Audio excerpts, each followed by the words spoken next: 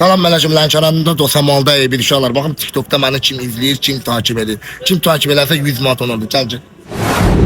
Bu qardaşa yaxınlaşır. Salam Mələcim qardaş. Necəsən baba? TikTokda məni görmüsən? Bəli, Allah sən. Sağ ol, Allah razı olsun. TikTokda məni izləyirsən. Zira daəkmirəm. Takip eləmirsən, takip eləsən 100 manat məndən qazanardı.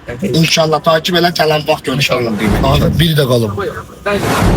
Salam Mələcim qardaş. Salam aleyküm qardaş. TikTokda məni görmüsən baba? Görmüşəm. Takip edirsən məni. Takip eləsəydin 100 manat qazanardın. Allah razı olsun. Vaxtalısan. Gedək başqasına yaxınlaşaq. Salam Mələcim qardaş. Salam. Tanıdın məni? Salam qardaş. Neylisən? Balaca aləmdə. Neylisən? TikTokda məni oynamayı görmüsən? Görmüşəm qardaş, möhtəşəm oynuyorsun. Allah Amma razı- sizdən başqa yalandır. Süper, sağ ol. Sağ olun. TikTokda məni izləyirsiniz 100 manat qazandırım sizi. Qardaş mən sizi blok atmışam. Vallahi. Oğlum, ala!